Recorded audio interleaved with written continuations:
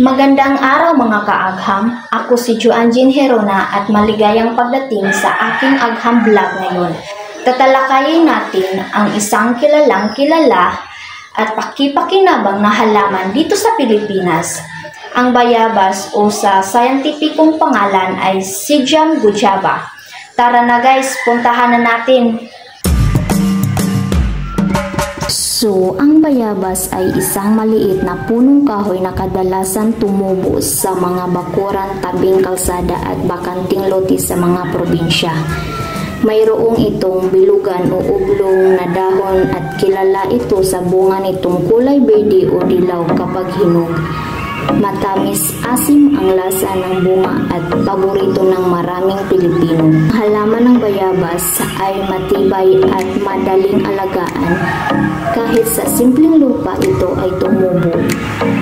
Bukod sa bunga, ginagamit din ang mga dahon nito sa tradisyonal na panggagamot. Alam niyo ba na ginagamit ang dahon ng bayabas bilang pagmumulong upang hugas ng sugat dahil ito ay may antibacteria at mga katangian ng antiseptiko. Marami rin ang gumagamit nito para sa pagtatai kung saan pinapakuluan ang dahon at iniinom ang sabaw bilang lunas. Bayabas ay maaaring ibenta sa palengke, prito man o prutas at ginagamit sa paggawa ng katas, halaya at jam. Ang bayabas ay isa ring bahagi ng ating saribuhay na magbibigay tirahan at pagkain sa mga insekto at ibon. Isa itong halimbawa ng halamang may papel sa ekosistema. Bakit mahalaga ang saribuhay ng Pilipinas?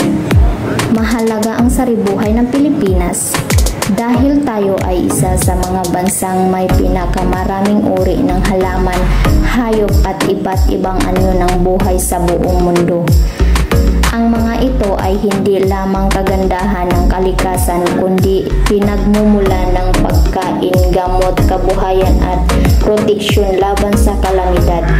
Kung mawawala ang ating saribuhay, maaapektuhan ang ating kabuhayan, kalusugan at kinabukasan. Kaya't dapat natin itong pangalagaan. At dito nagtatapos ang ating vlog tungkol sa bayabas at kahalagaan ng saribuhay ng Pilipinas. Sana ay may natutunan kayo.